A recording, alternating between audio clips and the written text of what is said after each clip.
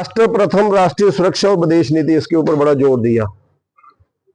पहले कार्यकाल में मोदी जी ने पूरे विश्व के अंदर घूम घूम करके व्यक्तिगत उस देश के राष्ट्राध्यक्षों से बातचीत की। कांग्रेस के लोगों ने मजाक भी उठाया कि जैसे प्रधानमंत्री आए हैं जो बाहर ज्यादा रहते हैं पहले कार्यकाल में और देश के अंदर कम रहते हैं। लेकिन उसका परिणाम ये हुआ कि आज नरेंद्र मोदी जी की धाक और हिंदुस्तान की धाक पूरे विश्व के अंदर है। लोकप्रिय नेताओं की एनालिसिस जब होता है, विश्लेषण होता है, तो नरेंद्र मोदी जी विश्व के प्रथम पंक्ति में प्रथम नेता के रूप में खड़े होते हैं। आज हम सबके लिए एक इमोशनल विषय था जो इस विचार को अंगीकार करके चलते हैं।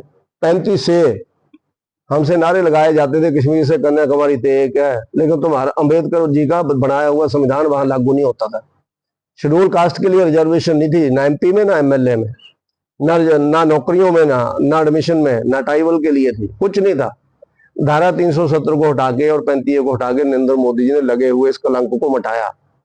और उसी के साथ साथ अगर आप लोग देखेंगे तो ऑपरेशन सिंदूर जो अभी हुआ, जैसा मैं बोल रहा था, आतंकवाद में बयान दिए जाते थे, बयान के बाद होता कुछ नहीं था।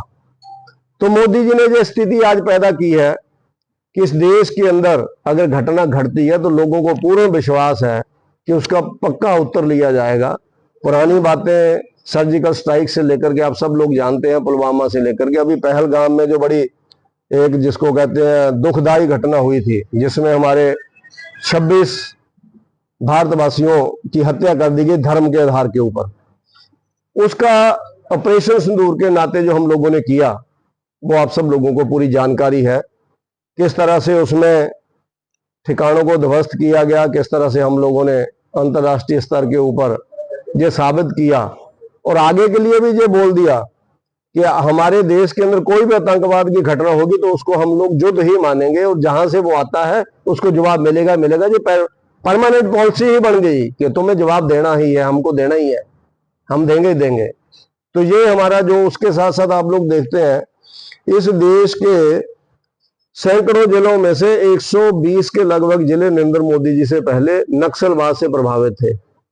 इस देश के अंदर शायद ही कोई युद्ध रहा होगा जिसमें एक दिन में 75 फौजी शहीद हुए होंगे, लेकिन नक्सलवाद के कारण दंतेवाड़ा में 3-4 साल पहले 75 सैनिक सीआरपीएफ के एक ही दिन शहीद हुए थे। इतनी बड़ी घटनाएं वो कर देते थे। लेकिन आज नक्सलवाद की लास्ट डेट डिक्लेयर हो गई है समाप्त होने की, मार्च 2026। अमित शाह जी ने, मोदी जी ने कहा है इस देश के अंदर नक्सलवाद नाम का कोई व्यक्ति नहीं होगा। या आप लोग सरेंडर करो या फिर आगे जाने के लिए तैयार हो। रोज घटनाएं होती हैं, आप लोग जानते हैं।